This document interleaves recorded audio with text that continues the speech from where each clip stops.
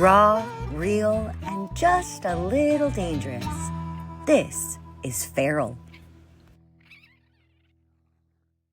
Just a little wild, just a little weird, just a little raw, just a little ridiculous. I mean, it's all there. But I promised y'all that at this festival, we were going to say the quiet parts out loud about how business owners are really feeling. And I could not think of a better person to say the sentence that I need to say, which is Keshia. I think I'm over social media forever. I think it wins. I think I'm dead. I think it is bested me. I think the internet has won. It's 2025. Fix this. Fix me. Fix social media, please. I'm tired. I mean, Annie, the reality is that the internet is undefeated. So it probably has completely depleted you at this point, and that's just the truth, right? And for all of us who are out in the internet streets, we know that it is probably knocking us down at least 3 to 4 times a week, but that doesn't mean that we get to give up on it, because the bottom line is that although social media is super loud, super oversaturated, constantly shifting, literally every single time we blink, there's a new app, a new trend, a new algorithm twist. It's almost like a crowded dinner party and like everybody's talking, but nobody's listening because everybody's on their phone, but like half the room also bought a megaphone at the same time. It's really weird. The reality is that it's still one of the most powerful tools and we have to use it. And if we stop trying to do all the things at one time and we just be strategic, I promise, be able to overcome. All right. So what are you seeing? What are you hearing? Am I the only person who's this frustrated? What's going on? I mean, we've seen the rise and fall of Twitter. We've seen the banning and unbanning of TikTok. We've seen the non-Instagramming of Instagram, and Pinterest is still sort of a thing. Meanwhile, I love LinkedIn and a lot of people hate it. What are you seeing? Like, what is the real tea on social in 2025? So the reality is, first and foremost, hell no, everybody hates it right now, right? Like everybody's like, I just don't know what to do. I just don't know where to be, right? And I think that it's like that because everybody is genuinely trying to be everywhere. Every time there's a new app, we're like, gotta go, gotta get over there, gotta figure this out, gotta make this thing happen. But truth of the matter is, right? Like consistency is key. And so wherever you feel you can be most consistent, that's where you should be, contingent upon your audience and if that's where they are, right? Because if we are strategically using social media, we should not be on there for ourselves. We should be on there for our ideal client and or those who we are currently serving. So the real tea, right, on social is that we have to make it less about being everywhere and more about being effective, right? So people want here it comes, right? So people want connection over perfection and authenticity over aesthetics, right? So for a very long time, we have been aiming to be these perfect people. I mean, Annie, you know how much I hate the people who get on the internet and they're like, follow me, and I'm going to teach you how to make $1 million in the next 90 days. Just invest in this amazing program and I'm taking you there. It's bullshit, right? But because aesthetically it's so beautiful, because they probably hired an agency like mine to make it beautiful and lie. Or they're about to get kicked out for laying on a Maserati at a dealership, which people do now. Or they rented a Clearport, which is only about $3,500, depending on where you live in this country. Right? So you have these things happening. So people are like, yes, that's it. That's what I'm going to do. But it's all bullshit. And now people know it's bullshit. Everybody knows that they're being sold to. You cannot get on the internet today and not know that I'm selling to you, right? You get on TikTok, everybody's got an orange box at the bottom of the video. Click here, buy the sunglasses, buy the t-shirt, buy the packet of tea that's going to make you skinny in a week. All the things we know we're being sold to. And so people are saying, don't call skinny tea. I drank that skinny tea for years. That was called hope. And that skinny tea is bullshit, Annie. I've been plus size my whole life. It was. I am a respectable fat girl. I have been plus size my entire life. Okay, I've done all the things. I've shaken the shakes. I've drank the teas. I've taken the pills. I've done all the things. It was all bullshit, but there's an orange box for it all. And we know it. So people today, our clients are saying, stop bullshitting me and keep it real. But also don't curate your authenticity either, right? Like don't piggyback off of somebody else's authenticity. So if people are out here still posting because you feel like you have to, then you're completely missing an opportunity to have real impact. Because real impact is intentional. It's not a have to. Real impact is because you see that you can make a difference in what you're saying, not saying things because you feel like you need to. It's because you feel moved. So that's the real on social in today's world. I mean, do y'all see why I call her the Oprah of social media? She just said, don't curate your authenticity. Real impact is intentional. Yes. Once upon a time, we understood that social media was supposed to be about promising future impact and solving micro problems and delighting and bonding and doing everything else. And now it's just the orange box. It's just the orange, but it doesn't have to be. They're craving things other than that orange box. Go back to that brilliance you said about we crave this over this and this over this. I want everybody to write this down. Keshia, what did you say? Absolutely. Currently, right, what it is that people really and truly want from us is connection over perfection and authenticity over aesthetics. Yes. One of the biggest questions that I get a lot from people who are like in the TikTok streets, they're like, why is it that when I really like focus in on my TikToks and I really try to make them perfect, they don't go anywhere? It's because the people on TikTok, one thing that they got right was the fact that they don't want the perfect videos. They don't care if your makeup's perfect. They don't care if your hair is right. They don't care if you have perfect lighting. They just want you and the camera saying what's important to you and making an impact. So you can do it in your jams if you want to, right? It doesn't matter. Those are the videos that are going to go the furthest because people feel connected to you. They feel like, oh my goodness, like I see myself in that girl because I don't always look great. Like sometimes I'm 9 times out of 10, I'm probably walking around in yoga pants and a sweatshirt and I'm just like hanging, right? Yeah, but you're a queen. You look amazing in everything. I do my best. If y'all have never seen a picture of Keshia in sweatpants, if you want to see how sweatpants can be elevated to the 9, check out the fashion plate of the New York, New Jersey tri-state region. However, like I feel what you're saying though, in that we do want that real. And one of the things you and I met, this is crazy. I have one person I met on Twitter. I have one person I met on Facebook. You and I met. Do you remember where we met?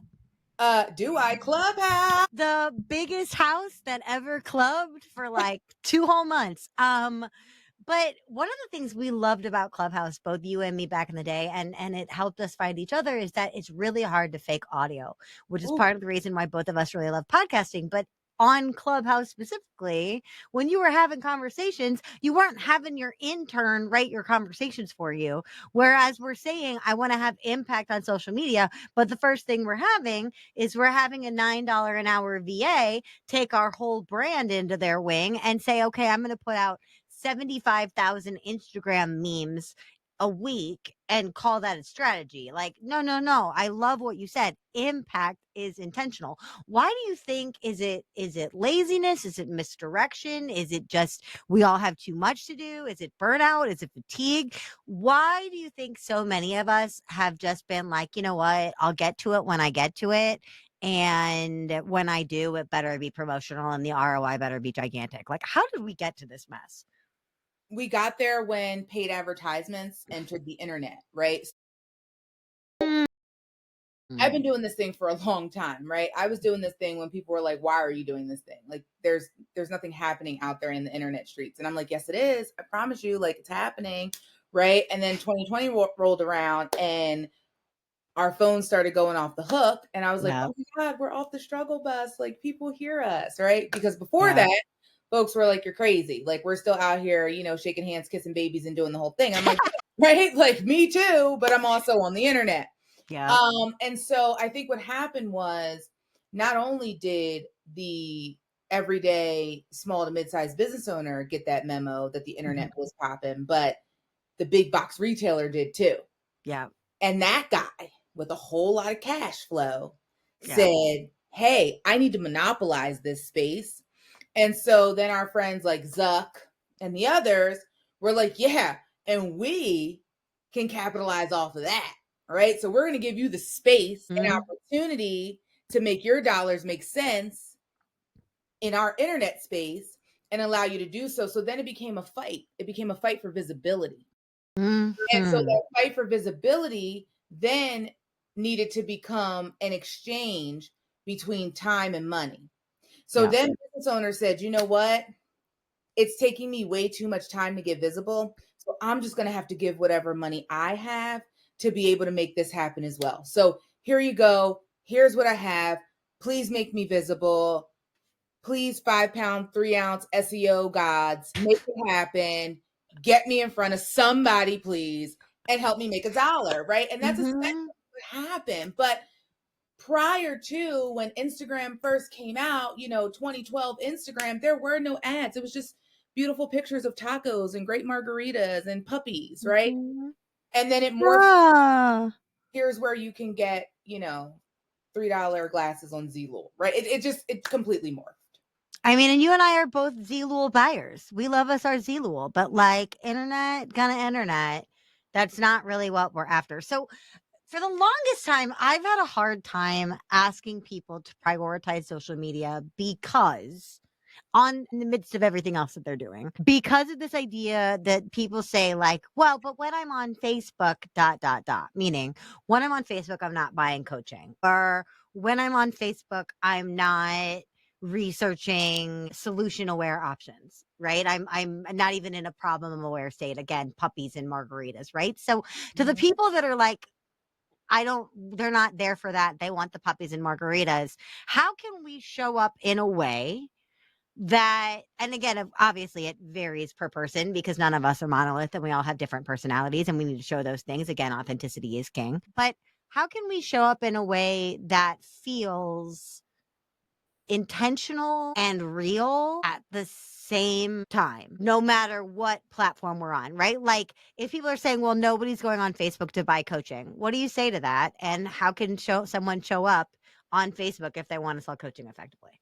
Yeah. So this is what I say. So first and foremost, I say your time is not unlimited, right? So you have to be, to your point, intentional. So if you sell, for example, candles, right, to millennial moms, let's say, your strategy is not going to look like a financial coach targeting Gen Z entrepreneurs, so to speak, right? So you've got to know where your people are, how they like to receive content, and which platforms align with your brand's vibe. So it's about the strategy and really not the pressure. So let's talk about the OGs, right? Facebook and Instagram, those are considered to be the OGs at this point in 2025, right? And to your point, Annie, we get a lot of, well, is Facebook even still relevant, right? Is Instagram even still relevant? Because we are living in the ages of like TikTok, right? Bottom foundation to that is absolutely, right? The OGs may not be like, the shiny new toys in the toy box, right? But they absolutely still run the block if you use them correctly. So Facebook is like your brand's cozy front porch. It's where your aunties and your neighbors and your community hang out. It's perfect for like your groups, your events, your long form content. Think of it like a word of mouth, but digital, right? And then you have your Instagram, which is like your other OG, but it's like she grew up from just this pretty square of like full blown digital storefront, right? So reels are like your spotlight, stories are like your conversation, and then your grid, that's like your brand's resume, right? So Instagram is where visual brands really get to shine, but it's also where people want to feel something. So you can't just be cute, you also have to connect.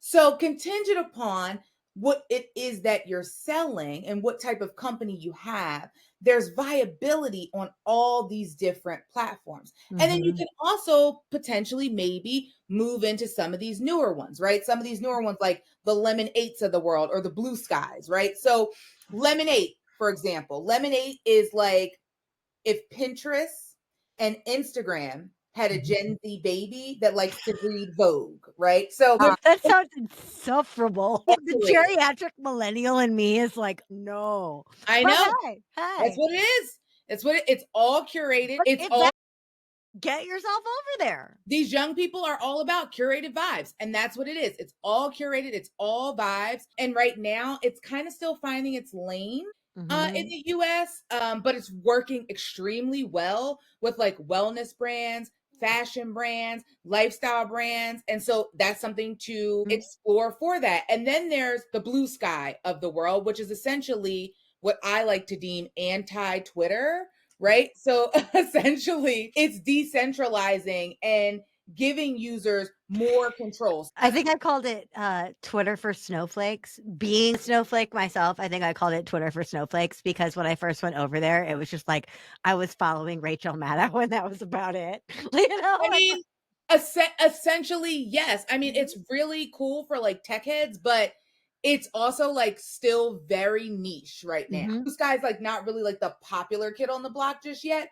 But if you don't want to be super controlled by algorithms, Blue Sky's really cool and just like a kind of like a nerd out for me. I love a nerd out. Blue Sky actually was created by the original creator of Twitter. So if you want to not deal with the new owner, but you want to get Why? the Who old owns Twitter vibes, now, Keisha? I have no idea. you Oh, the know, guy who took my library. you know, just saying, if you would not like to deal with that and you'd like to deal with a semi-normal human, Blue Mhm, Sky mhm. would be preferable. So is Clubhouse still a thing? No, gone. Telegram? Nah. What about what was that other one? Periscope? Minimally. Again, that's another one that's become very niche. Same thing with like, your discords of the world, even though discord's doing a little bit better at kind of like reaching people who are not just in the gaming tech industry. Discord's doing a great job being what Discord is, which is a competitor for Slack. It's the exact Yeah. same for Slack. It's the exact skin of Slack for with a cuter gamer and thing. Yeah, it's starting to branch out a little bit more. Actually, Discord is becoming quite a competitor for, this is going to sound like kind of crazy, and I don't mean it in this way, but for the girlies who were making cash flow on the Mhm. internet for their special skills, Mhm, Discord mhm. is becoming another superhighway for them because they get better market share. So Discord is actually doing a service to the girlies and guys who have special skills that they showcase online. See, but that's the thing is like the market will find a platform as long as we all commit to it for long enough, right? Great to know. Absolutely. Alana says, I'm still on Clubhouse. It's still a place, but only specific houses and rooms. Yeah. Totally makes sense. Totally makes sense, right? There's always going to be these other things, but I just like, there's the Tumblers and the Imagers and I mean, I don't even know all the Republican ones. There's like a gajillion of them. I don't freaking know what they all are, but I think it's so interesting that you're like, what's the vibe where you're showing up and permission to chase the vibe? Because at the end of the day, that's what you're contributing to. That's the party you're showing up to. Yes, we want you to get your own part of that recognition. Yes, we want you to be the belle or whatever the male belle of that ball or non-gendered ball belle. I don't freaking know. Whatever it is, we want you to be known. We want you to be loved. We want you to find your people. And yet, at the same point, if you wouldn't attend it as a party in real life, maybe we need to come up with a different strategy.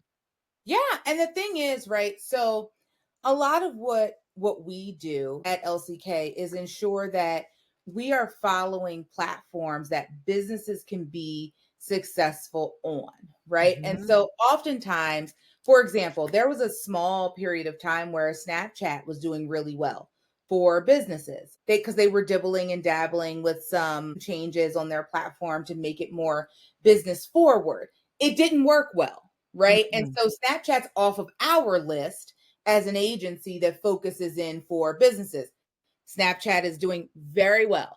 for people between the ages of like 13 and 18, right? Like it does very well in that space. Mhm. It just didn't do that well in the business space. So for us, it's gone, right? As you know, Annie, we did really well on like a Clubhouse for a while, right? Mhm. And then it just kind of went away once people got back outside, as the folks say. I believe that was the phrase, like, we back outside kind of thing. Yeah. Once people got back outside, it just kind of disappeared, and that was no longer a thing. But some of the OGs will always be a thing, and that's because they continue to be adaptable. So your Mhm. Facebook, your Instagrams, your LinkedIn, they continue to be adaptable in their spaces. LinkedIn will never be a B2C. LinkedIn tried really hard to be B2C. They really did.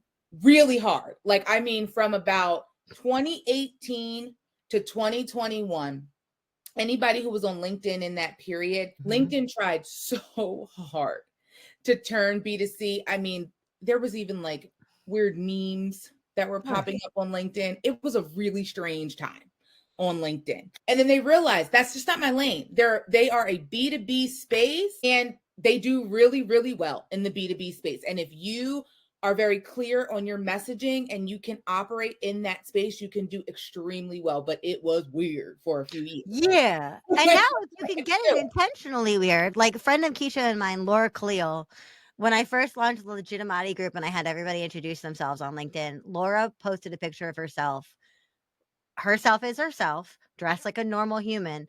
And she very famously posted a picture of her hugging her friend who was dressed as a vagina. And it was on everybody's LinkedIn feed, and everybody was losing their mind. But it was actually very much a very savvy business thing. And I told her to introduce herself in the way that no one else would do. And so here's the thing, like, yes, LinkedIn had that weird little phase, but there's a lot of fun content happening over there on LinkedIn. So I guess what I'm going to try to say, not just on LinkedIn, although it is my personal favorite platform, which always baffles me, but like we're talking about the vibe today. If you don't know what the vibe is on a site because you haven't been there for a while, and it's not a site that you're like opposed to morally for whatever reason, maybe you should get over there and see what conversations are happening. Maybe you and I should pop back over to Clubhouse and see which of those rooms are still kicking it. I don't know. But if your idea of the vibes are outdated, or if the vibes are changeable, be Laura Khalil. Post a giant. I mean, there are people in this chat, I'm sure, right now that remember the day that oh, Laura posted the vulva on LinkedIn. It was a big, big day. Big day. I remember opening my LinkedIn. I will never forget that because I remember texting you like, Annie, I'm pretty sure that we're all tagged in a vagina. Yes. Yes, we were. Yes, we were. It was a great day. It was a beautiful day, a day for the ages. But I thought it was wonderful. As a natural disruptor, I was like, yes, let's go. Like, let's. Wasn't anything fundamentally inappropriate about it. It was about being resilient, and vaginas are resilient, right? So, like, it wasn't inappropriate. There's no like little kids on LinkedIn, and it wasn't porn. It was a human in a vagina suit. I mean, listen, I think what you just said, though, is extremely valuable, right? If there's some platforms that you're not on and you are not morally against them, right? Check them out, right? Don't be afraid to see if maybe there is something over there that's happening that might make sense for you, right? And if it makes sense for your brand, go for it. I'll say this, if you're great at real-time commentary, community convos, news cycles, right?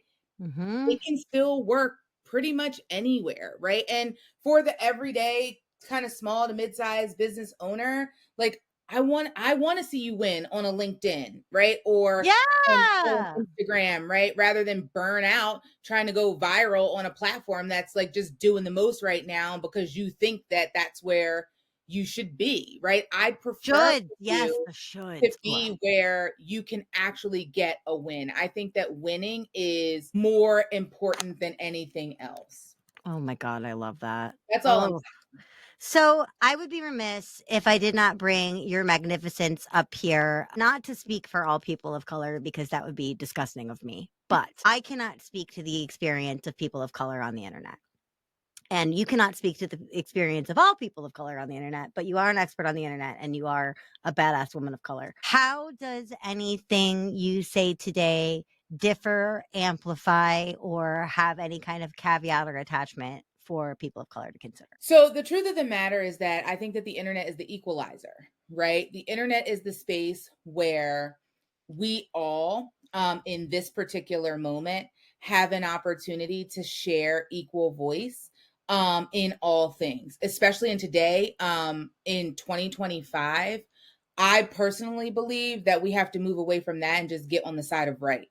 So whatever the side of right is, that's where we need to be. Sans all the things, sans ethnicity, sans gender, sans religious beliefs, sans anything else that you want to get rid of, because we are in the fight of our lives right now, especially on the internet. And as business owners, particularly small business owners who may be in a marginalized community, may that be a person of color, a woman, or what have you, we are definitely in the fight of our lives with DEI being under attack. And so Yes. with that, I think now more than ever, I know that there's been a huge thought process on the internet recently that if you are a woman-owned business or a minority-owned business, that you should take that out of your bios on the internet and things like that. And I actually preach against that, in the sense that I believe that visibility has to be ever more clear in today's market, because they need to know that we are not only just in the market, but thriving in the market. And so Yes,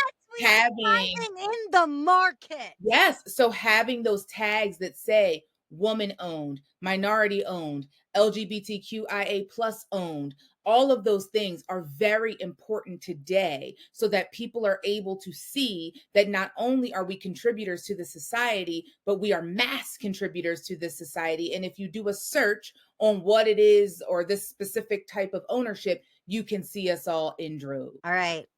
Dang, I can't believe we're at time already. I'm putting in the chat KBT, aka this majestic goddess, aka Keshia Butler-Thomas, aka the artist formerly known as Life Coach Keish, aka Professor Keish, aka Oprah to my Gail, which me since I've been in space now. By the way, if I'm your Gail, then I've been to space. You got any other last nuggets to drop on us before we see you twice later in this festival, my darling? I do. I did see a question in the chat Yes. about alignable. Yes. And I do just want to quickly say, I believe that alignable has good intentions. It's almost like, in my opinion, like somebody took LinkedIn and like hyper localized it and made it like small business friendly. And for some brick and mortar or even some service-based businesses that rely like on local referrals, like accountants or insurance agents, even like beauty salons, I think that it's really worth exploring. But for most of us who are like building brands, like more so online, that have like more strong visual presences or even like personal narratives, it can feel a little bit spammy and a little bit clunky, in my opinion. Good to know. So be the change you want to see on Alignable or steer clear. Amen. That's it. But yeah, don't forget to come back tomorrow. Keshia is going to be helping you figure out what platforms are your own essentials so you can do less but see more impact and make a friend, just like I did on Clubhouse. And my life changed forever. So, Keshia, thanks for being my Clubhouse keeper. I love you, and I'm thrilled that you are here. I'm so excited. Let's stay feral for the rest of the week.